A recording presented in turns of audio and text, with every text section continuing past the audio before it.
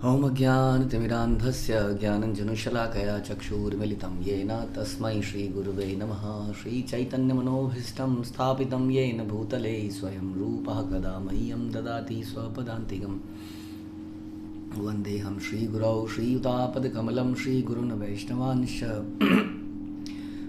श्रीरूपं साग्रजातं सहगणरघुनाथान्वितं तं सजीवं साद्वैतं सावधूतं परिजन सहितं कृष्ण चैतन्य देवं श्रीराधा कृष्ण पादान् सहगण ललिता श्री विशाखान्वितांश्च। हे कृष्ण करुणा सिंधु दीनबंधु जगतपते गोपेश गोपिका कांत राधा कांत नमस्तुते। तप्त कांचन गौरांगी राधे वृंदावनेश्वरी वृषभानुसुते देवी प्रणमामि हरिप्रिये। वाञ्छाकल्पतरुभ्यश्च कृपा सिन्धुभ्येव च पतितानां पावनेभ्यो वैष्णवेभ्यो नमो नमः। जय श्री कृष्ण चैतन्य प्रभु नित्यानंद श्री अद्वैत गदाधर श्रीवास आदि गौर भक्तवृंद। हरे कृष्णा कृष्ण कृष्ण हरे हरे हरे राम राम राम हरे हरे। नमो विष्णुपादाय कृष्ण प्रेष्ठाय भूतले श्रीमते भक्ति वेदांत स्वामिन्निति नामिने। नमस्ते सारस्वते देवे गौरवाणी प्रचारिणे निर्विशेष शून्यवादी पाश्चात्य देश तारिणे।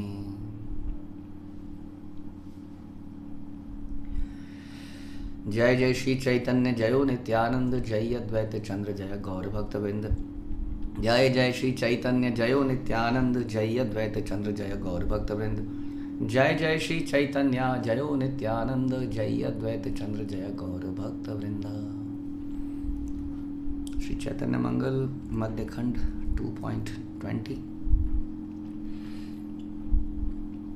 नदिया नगर वरु वधु हेरी गौरा मुख विधु झर झर नयन सदाई।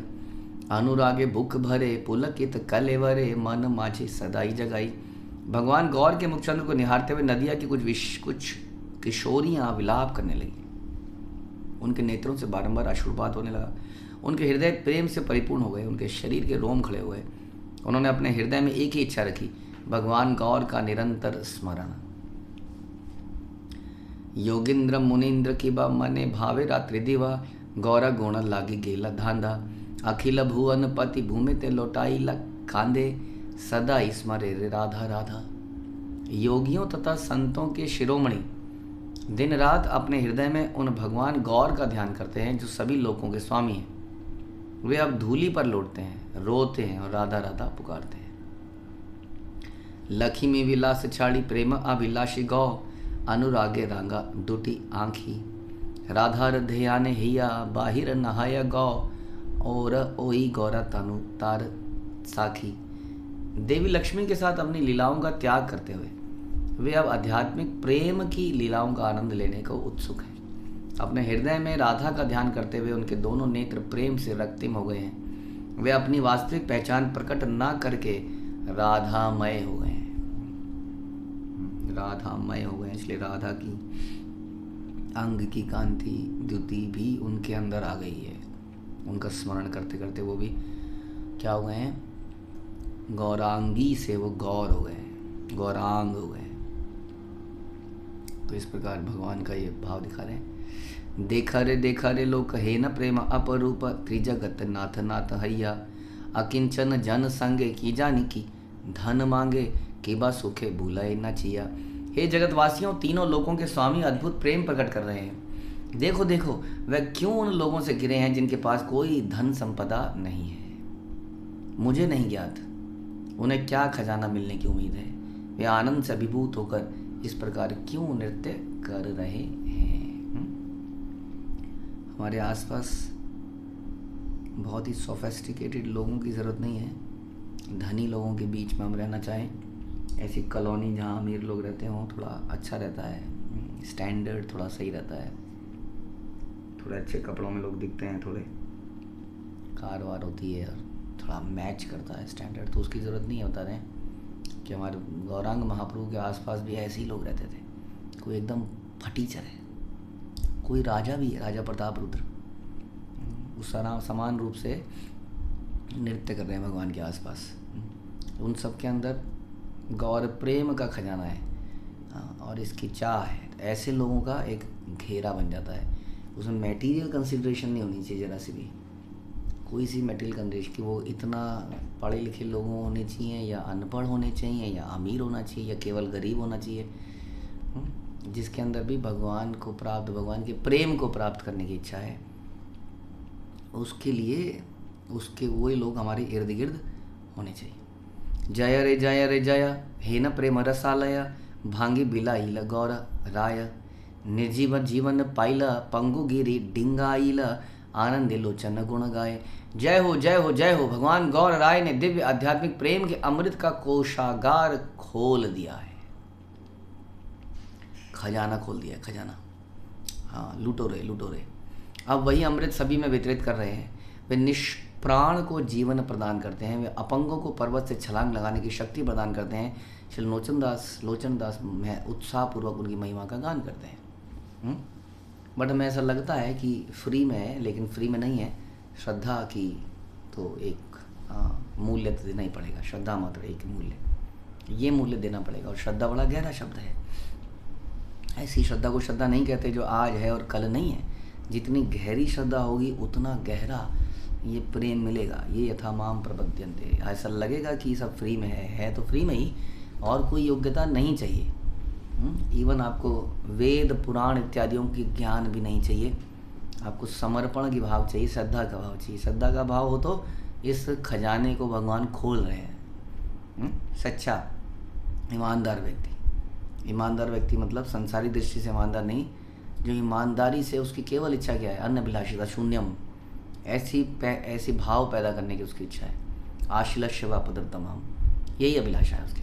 अकिंचन जिसको हम कहते हैं, कोई संपत्ति, कोई फेवर, कोई ध्यान उनकी तरफ, अटेंशन, कोई स्पेशल प्रेम, वो कहना कुछ नहीं चाहिए। यहाँ पर बैठना है, यहाँ पर रहना है, गौरांग के दर्शन करने हैं, उनकी सेवा करनी है, भक्तों की सेवा करनी है। ये श्रद्धा जिसके अंदर है, उसके लिए ये कोषागार खुला हुआ है। तो लोचन दास उनकी महिमा गान करते हैं। हरि नाम नारायण सचिर दुलार गौरा, हरि राम नारायण सचि दुलाल गौर।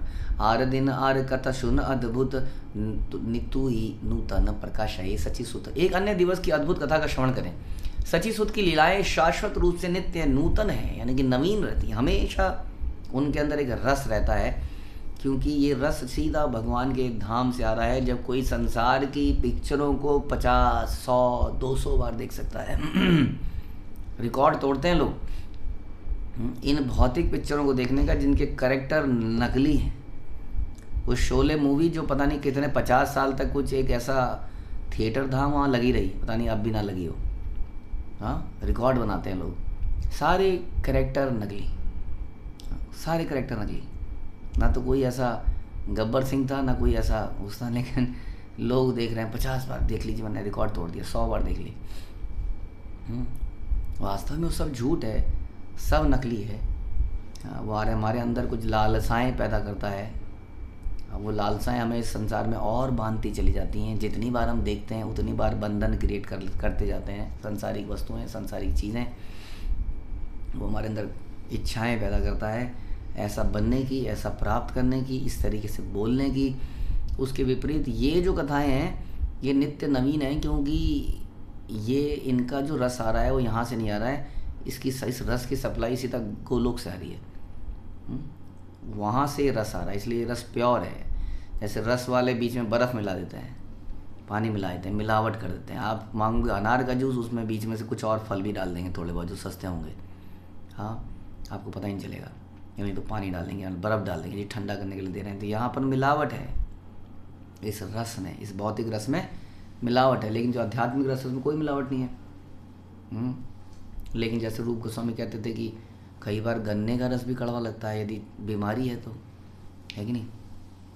तो जैसे हम बीमार पड़ जाते हैं तो खाने का मन नहीं करता है, उसी तरीके से ये गोलोक का रस आ रहा है, लेकिन हमारा टेस्ट जो है ऐसा डेवलप हो गया है। जीभ की तो बात है ना, जीभ की बात है। वो पिग की जीभ में जब मल टच होता है तो उसको आनंद तब आता है। हाँ, और मतलब छिपकली की जीभ में जब मच्छर या ऐसे कीड़े टच होते हैं तो उसको तब आनंद आता है। वो थोड़ी रबड़ी पे लंबी लंबी जीभ निकालेगी। हाँ, तो जीभ की बात है। तो जैसा टेस्ट हो, तो ये टेस्ट ऐसा हम डेवलप करते हैं। कैसे करते हैं? बार बार श्रवण करके। जितना हम श्रवण करते हैं उतना टेस्ट और डेवलप, धीरे धीरे हमें रूल्स ऑफ द गेम समझ में आते हैं। अच्छा, ये करना है, ये नहीं करना है, ये अपराध होता है। अच्छा, ये साथ में नाम भी जपना है, ये जपेंगे तो कथा श्रवण में और आनंद आएगा। कथा श्रवण करेंगे तो नाम में रुचि और होगी, फिर और नाम ध्यान से जपेंगे तो कथा श्रवण में और आनंद आएगा। फिर साथ में वैष्णव की सेवा करेंगे तो हृदय साफ होगा। जितना हृदय साफ होगा उतना श्रवण करने में और मज़ा आएगा, जिससे कि और ज़्यादा हृदय साफ होगा। तो ये जो प्रोसेस है, इसको पालन करेंगे तो ये रस प्राप्त होगा। इसलिए बता रहे हैं, ये बिल्कुल नवीन कथाएँ हैं। बार बार हम देखते थे निजोलीनाथ गोपाल कृष्ण गोसाई महाराज, बार बार वही कथा, बार बार माधवेंद्रपुरी, बार बार वही, हर बार पूरी बता रहे हैं। हाँ, अब तो समरी में, हाँ ऐसा हुआ, उनके सपने में आए, वो गए थे माल्या पर्वत गए, वहाँ से चंदन लाए, फिर उन्होंने गोपीनाथ जी ने बोला मेरे लगा दो, और इस प्रकार से ये लीला समाप्त हुई। हाँ, और एक एक स्टेप फिर से बता रहे हैं, बार बार बता रहे हैं। उनको यानी कि नवीन लगती थी, हमें पुरानी लगती थी। तो भगवान के भक्तों को आनंद आता है। ऐसे ही जितने भी भक्त, जैसे चैतन्य महाप्रभु बार बार ध्रुव चरित्र, बार बार प्रहलाद चरित्र, बार बार ध्रुव चरित्र, बार बार प्रहलाद चरित्र सुने जा रहे हैं। हाँ, इस प्रकार तो बार बार चीज़ों को सुनने, नित्य नवीन है, ऐसा तो शास्त्र बता रहा है, ऐसा हमारे आचार्यों ने करके दिखा दिया। हाँ, तो हमें ऐसा, हमारे को लग नहीं रहा ऐसा तो हमें इसका प्रयास करना है, क्योंकि सच्चाई तो यही है कि नित्य नवीन है। अति अपरूप कथा लोके अवदित, आधम जनेर मन नहाय प्रतीत। ये अति अद्भुत कथाएं संसार में कभी नहीं सुनी गई। अधम पतित व्यक्ति अपने हृदयों में इस पर विश्वास नहीं करेंगे। केवल निगूढ़ प्रकाशये ठाकुराल, निज धन्य कहे देख मिछाई संसार। भगवान गौर सुंदर ने इस लीला में अपने विषय में रहस्यमय सत्य को प्रकाशित किया। उन्होंने अपने पार्षदों से कहा, आप सभी ये देखें कि जन्म मृत्यु से युक्त यह संसार माया है। इह बलियान प्रसंगे कहे आन पासरिल सब लोक लय हरि नाम। ऐसा कहकर उन्होंने अन्य विषय कहे। तत्पश्चात गौर हरि सभी लोगों को भूलकर भगवान के पवित्र नामों के उच्चारण में निमग्न हो गए। निज नाम संकीर्तन माताल अंतर, भूमि ते लौटाई या कांदे प्रेमाय विवल। अपने ही नाम को, अपने ही यानी कि कृष्ण के नाम को उच्चारण करते हुए वे हृदय में मदोन्मत्त हो गए, और भावोन्मत्त भगवत प्रेम के कारण भूमि पर लोटपोट होकर उन्होंने क्रंदन किया। यानी कि ये भी सच्चाई है, यानी कि हरि नाम लेने से ये अवस्था भी पैदा हो सकती है। हाँ, भावोन्मत्त भगवत प्रेम के कारण भूमि पर लोटपोट हो जाना, भगवान के नामों से नामों को लेने से स्वयं भगवान के अंदर इतनी उत्तेजना पैदा हो जाती है। तो यही चीज़ है कि हमारे अंदर भी ऐसी पैदा होनी चाहिए। इसके लिए हमें चिंतन मनन करना पड़ेगा, नहीं? यानी कि ये तो रस है, हमें नहीं मिल रहा है, क्योंकि वही हृदय में जो भी अभी समस्याएं हैं उनको हमें ठीक करना है। आचंबिते उठी कहे दिया कर ताली, निज जन प्रकाशय निज ठाकुराली। तत्पश्चात वे अचानक उठ खड़े हुए और हाथ से ताली बजाई और अपने निजी पार्षदों को अपनी वास्तविक पहचान की कि वे निसंदेह पूर्ण पुरुषोत्तम भगवान ने प्रकाशित कर दिया। देख देख आम्र बीज आरोपिल आमी, अमर अर्जित तरु हाइबे अपन। देखें देखें, अब मैं आम की गुठली को बोता हूँ, जिस गुठली से अब एक वृक्ष बन जाएगा। हाँ, मैं भगवान हूँ, तो भगवान के लिए कोई केमिकल फिजिक्स एंड ये सारे सिस्टम्स, लॉज, रूल्स तो नहीं चलेंगे, क्योंकि उन रूल को भगवान नहीं बनाया है। ये भगवान ने बनाया सिस्टम की गन्ने का पेड़ का बीज में से इस प्रकार निकलेगा और इतनी धीरे धीरे बढ़ेगा, आम का पेड़ इस प्रकार बढ़ेगा, है कि नहीं? ये सब नियम भगवान के बनाए हैं, लेकिन भगवान उसको नियमों को कभी भी बदल सकते हैं। तो भगवान देखो, आई एम दी कंट्रोलर। कैसे, अभी दिखाता हूँ। हाँ, तो भगवान ने क्या किया? तखन कहे सब जने अचंभित, एखा निरोपी बीज भेला अंकुरित। भगवान गौर ने आम की गुठली जमीन में डाली और तुरंत ही अंकुरित हो गई। अब आप देखते हैं, गुठली डालेंगे तो पता नहीं कब जाके, आप समझते हैं ना, आम की गुठली के अंदर होता है बीज और गुठली होती है सख्त, तो धीरे धीरे हाँ वो गलती है जो भी अपनी भूमि के अंदर, और उसके अंदर का जो है उसमें से अंकुरण निकल के उस गुठली के बाहर को निकलता है, इस प्रकार। हाँ, तो समय लगता है इसमें बहुत ज़्यादा, आम के पेड़ की अंकुरित होने में। लेकिन भगवान ने गुठली को डाला और तुरंत उसमें अंकुरण निकलाया।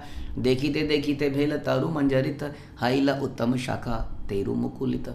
सभी के देखते देखते उस गुठली से एक विशाल वृक्ष निकल आया, अब बड़ा भी हो गया वो अंकुरण, वो बड़ा हुआ वृक्ष। सोचिए, पेड़ों के आगे ट्री गार्ड लगाना पड़ता है, वो गाय खा जाती है क्योंकि बड़ा कोमल होता है। हाँ, उसकी टहनी बड़ी नाजुक सी होती है। वही पेड़ जो है सख्त हो जाता है एक दिन, लेकिन उसके शुरू में क्या होता है, उसकी टहनी एकदम हरी हरी टहनी होती है, बाद में ब्राउन कलर की हो जाती है। हाँ, कोई भी उसको तोड़ देता है, इसलिए ट्री गार्ड लगाने की ज़रूरत है बहुत समय तक। यहाँ पर क्या हुआ, वो डाली से पौधा निकला, पौधे से वो बड़ा होकर एक विशाल वृक्ष बन गया। और फिर क्या हुआ, शाखाओं पर पुष्प भी आ गए, अंकुर भी निकल आए। अब आम का जो फल है एक पर्टिकुलर सीज़न में आता है, हम देखते हैं आम है, जामुन है, ये सब गर्मियों के सीज़न में आते हैं। गर्मी के स्टार्ट होने से पहले इनमें फूल आ जाते हैं। जब तक गर्मी आती है तब तक इनमें आमियाँ निकलाती हैं, फिर लू चलती है, लू सिस्टम है भगवान का। धूप में जितना धूप है, जितना लू है, उसमें ये और पकता है, ताकि सूरज की गर्मी से जलते हुए तन को मिल जाए आम की छाया। फिर लोग गर्मियों में आम खाते हैं, रसीला आम। अब उस धूप को सहन करने, धूप से अरे गर्मी आ रही है, बड़ा मुश्किल हो रही है, तो आम भी तो आ रहे हैं लेकिन यहाँ पर क्या हुआ, हाँ, अब गोलोक में हम पढ़ते हैं, गोलोक में जो सीज़न है, गोलोक में बहुत सारे सीज़न हैं, हम सुनते हैं। तो 4 ये मुख्य सीज़न है, 4 इन सीज़न के मिश्रित सीज़न है।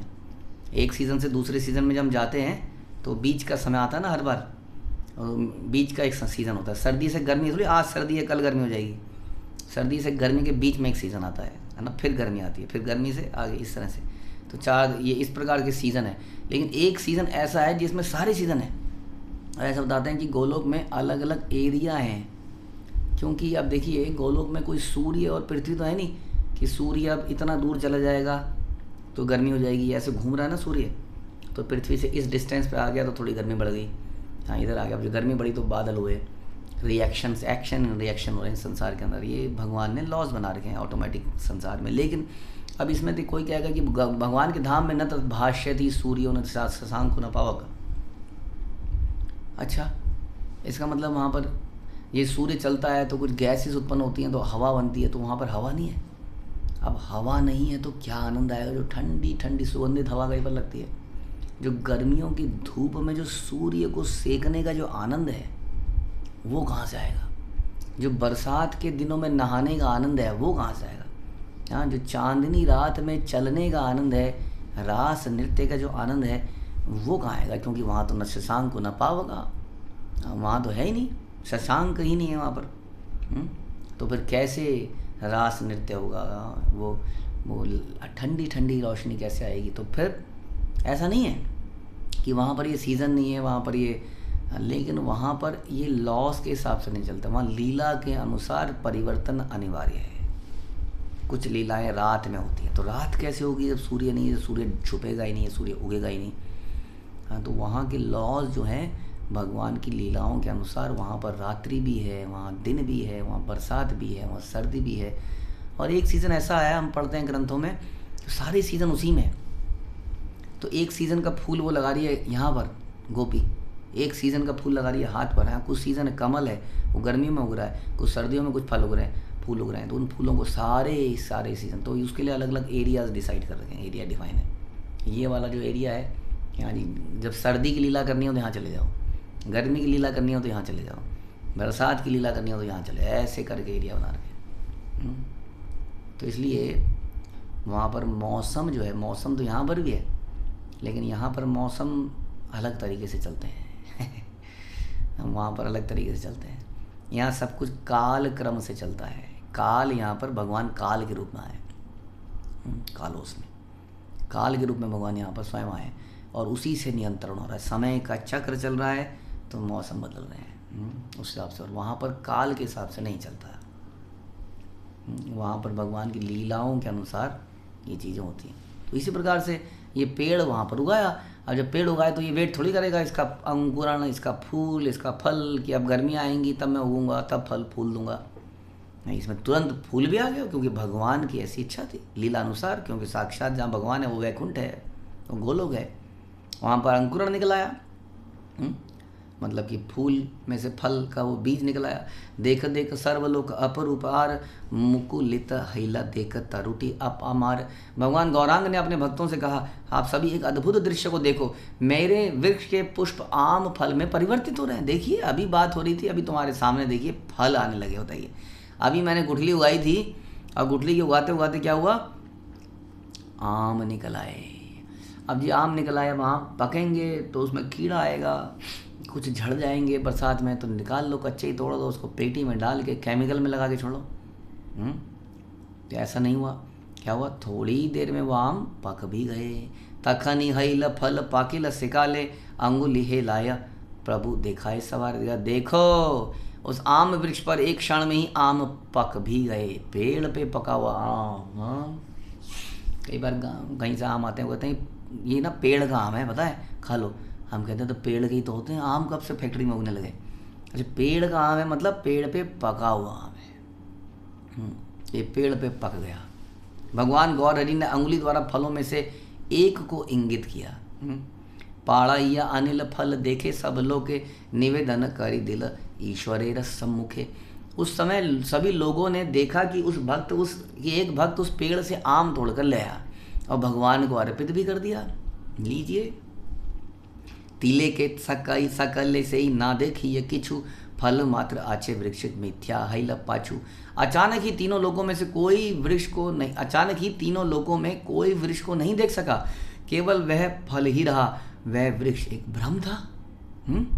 ये क्या था, वृक्ष अभी तो था, अभी तो बड़ा हुआ फल आया, फल भगवान के हाथ में है, अब वृक्ष नहीं है वहाँ पर। एछे माया देखा इल कहे सर्वलोके यह जानी नामर यह इस संसार शोके। इस प्रकार भगवान ने उन्हें ऐसी माया दिखाई। तब भगवान गौर हरि ने सबसे कहा, ये जानते हुए कि जगत माया है, आप जन्म मृत्यु के इस जगत में शोक से विवल ना हो। हाय मेरा आम, क्या बढ़िया आम का पेड़ मिल गया था, क्या मज़ा आते इस पेड़ से, लेकिन वो पेड़ अब नहीं रहा। जैसे कि संसार की हर वस्तु एक समय पर नहीं रहेगी, लेकिन ऐसे पेड़ होते हैं, ऐसे लोग होते हैं प्रेम करने वाले, लेकिन वो मृत्यु को प्राप्त नहीं होते हैं। हमेशा वो लीलाएं चलती रहती हैं। ऐसे पेड़ हैं, ऐसे कल्पतरु वृक्ष हैं, कल्पतरु हैं, ऐसे कल्प वृक्ष हैं जो भगवान के धाम में हैं। ऐसी चीज़ें प्रोवाइड कर सकते हैं नित्य। हाँ, जैसे हमने बताया वो सीज़न के अनुसार नहीं चलते, लेकिन उसके लिए यहाँ पर क्या है, फिर यहाँ पर उनकी झलक मात्र है। उन सभी वस्तुओं की यहाँ झलक मात्र है जो वहाँ पर उस तरह से बनी है, लेकिन उन सबको चलाने के लिए अलग सिस्टम बना दिए हैं। ये समझना पड़ेगा आपको। इसलिए ऐसे हमने बोला सूर्य चंद्रमा इन सबको चलाने के लिए भगवान ने एक सिस्टम बनाया है, जिसको साइंटिस्ट लोग जब परखते हैं तो कहते हैं हाँ देखो हमने समझ लिया, देखो हमने समझ लिया, हाँ देखो ये सिस्टम ऐसे चल रहा है। अरे सिस्टम, भारत बड़ा फेमस हुआ एक ज़माने में। कैसे फेमस हुआ कि जो भी वस्तु यूरोप में अमेरिका में बनी भारत में आई और भारत ने फटाक से उसका डुप्लीकेट निकाल दिया। तो किसी चीज़ को खोल के उसको समझ के बनाना तो फिर भी आसान है, लेकिन बनाने वाला ओरिजिनल बनाने वाला तो ओरिजिनल बनाने वाला है। हाँ, आपने उसको खोला, देखा, आप शरीर के अंदर आप गए, आपने चीर फाड़ करी, आपने कहा यहाँ पर हार्ट है, देखो ये पंप ही चल रहा है तो खून जा रहा है, तो आपने स्टडी करी, ये वेन्स होती हैं, ये होता है, आपने स्टडी कर लिया, हम डॉक्टर बन गए, हम साइंटिस्ट बन गए। वो इम्पोर्टेंट नहीं है। वो इम्पोर्टेंट ये है कि आप ऐसे लिम्स बना नहीं पा रहे। हम जो ये जो लिम्स बने हुए हैं बॉडी के अंदर, ये मांस का एक लोथड़ा सा है, सारे लिम्स मांस के लोथड़े हैं। देखिए, हाँ, कोई उसमें ऐसा नहीं है कोई इलेक्ट्रिक पार्ट, कोई पीसीबी, देखा आपने। अब रोबोट बनाते हो तो उसमें क्या क्या नहीं लगाना पड़ता है, ये सब मांस का लोथड़ा है। देखिए, आपका लीवर भी मांस का लोथड़ा है, आपका हृदय भी मांस का लोथड़ा है, ये सब मांस के कुछ नहीं है। और सोचिए मांस ही मांस के अंदर क्या ऐसा है। अब लोग खा जाते हैं ना, आदमी को पूरा ही खा जाते हैं वो। ऐसा तो नहीं है ना खाते खाते अभी ये प्रिंटेड सर्किट बोर्ड आ गया, फेंको इसको। हाँ, आदमी लोग दिमाग भी खा जाते हैं, दिमाग सोचिए। तो इन सारी चीज़ों को कैसे बनाया जो सुंदर भी दिखती हैं। हमारी क्रिएशन बड़ी गंदी दिखती है, तो बनाने वाले के ऊपर है, वो क्रिएटेड ऑल दिस। सो बनाने वाले ने, हम ये बात कर रहे हैं कि उस संसार का रेप्लिका तो बनाया है, लेकिन यहाँ इसको चलाने के लिए कुछ सिस्टम छोड़ दिए हैं, laws of physics and laws of nature, जिसके अनुसार ही चल रहा है। कर्मा थ्योरी, ये सब इस संसार के लिए है। हाँ, एक्शन एंड रिएक्शन, ये इस संसार के लिए है। ग्रेविटेशनल फोर्स जो जाने ना दे किसी को यहाँ से ये सब इस संसार के लिए है। हाँ, लेकिन उस संसार में क्या है, यही चीज़ें हैं लेकिन डिफरेंट तरीके से हैं, राइट। यही चीज़ें जैसे हम सुन रहे थे कि गौर हरि का शरीर कैसा है, जैसे मक्खन को लिया जाए, उसका आटा बना दिया जाए और उससे सुंदर अंग बनाए जाए।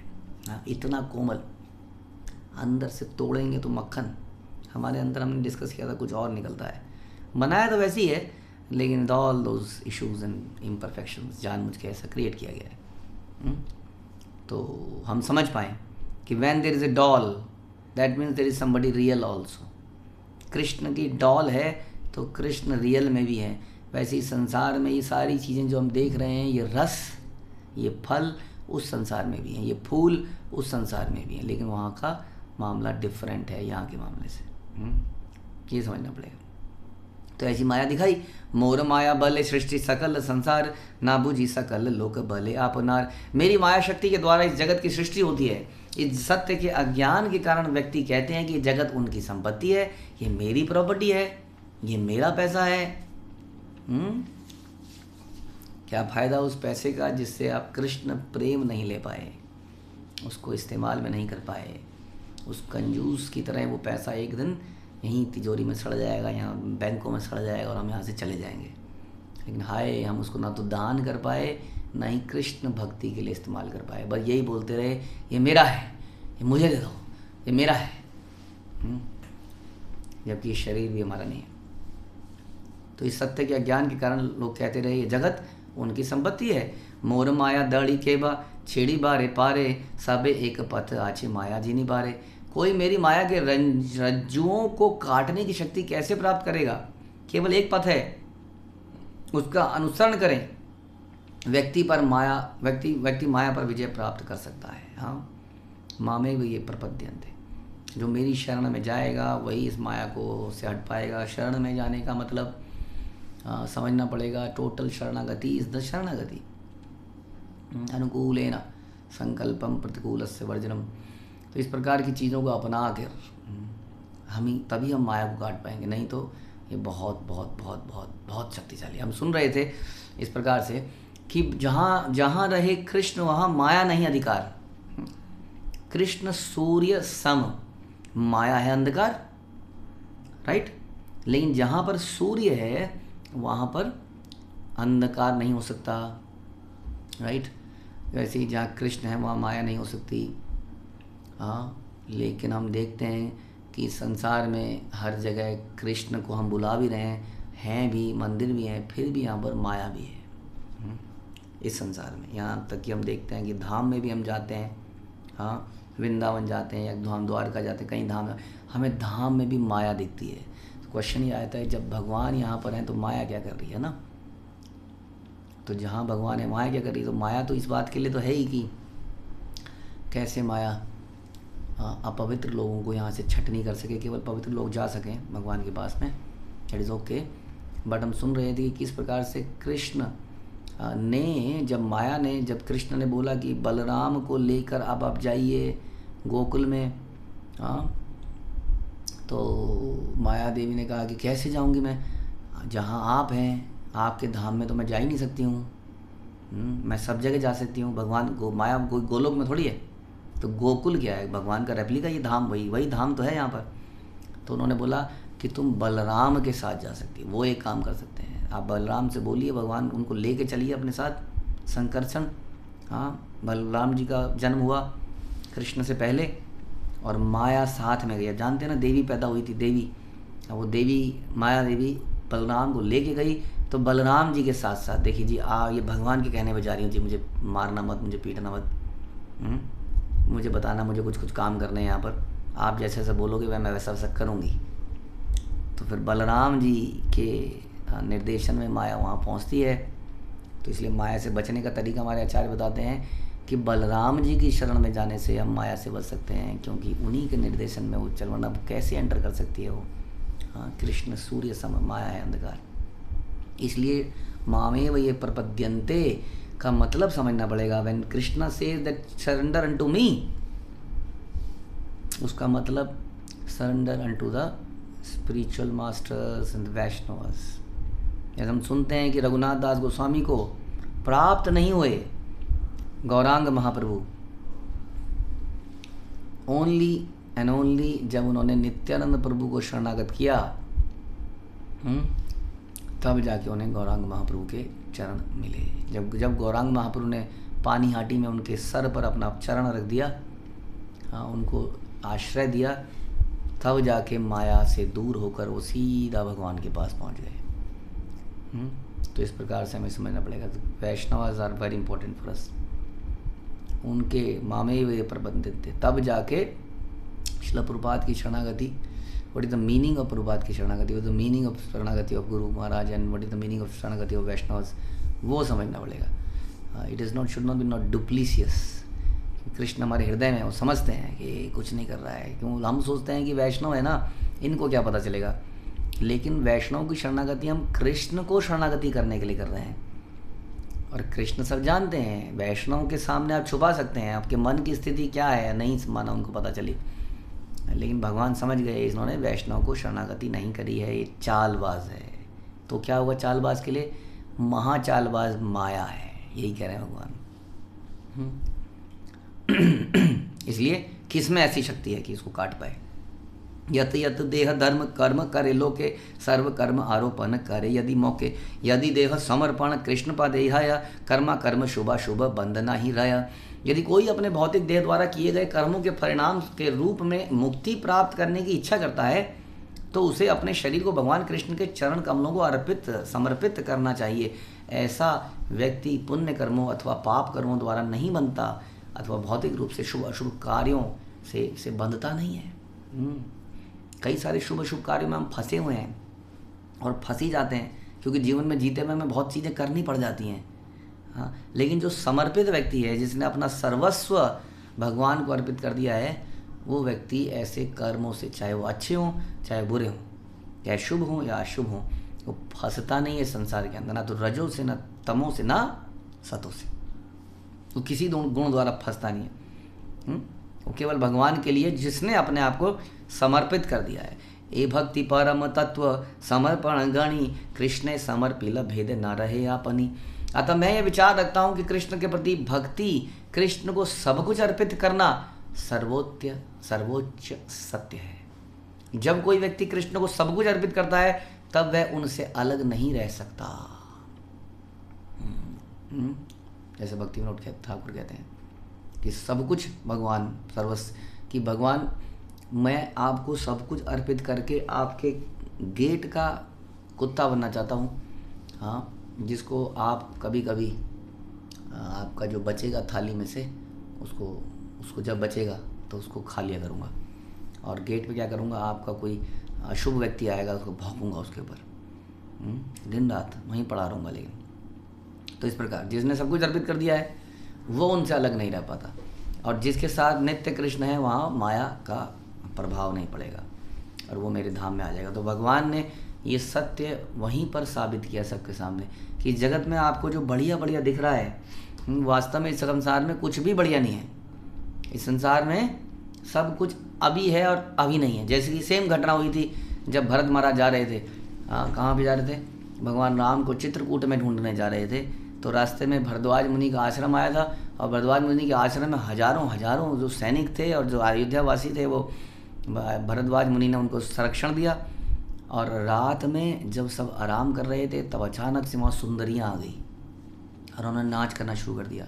थोड़ी देर में उन सुंदरियों ने बहुत बढ़िया पेय पदार्थ पिलाने शुरू कर दिए, बहुत बढ़िया बढ़िया गारलैंड पहना दिए सारे सैनिकों को। सारे सैनिक लस्ट में पागल हो गए और वो नाचते रहे सारे। लेकिन भरत महाराज फिक्स थे, उनको इन चीज़ों का प्रभाव नहीं पड़ा, वो भगवान का ही ध्यान में लगे रहे और उसी को नाचते गाते नशे में धुत होकर वो वहीं बेहोश होकर गिर गए।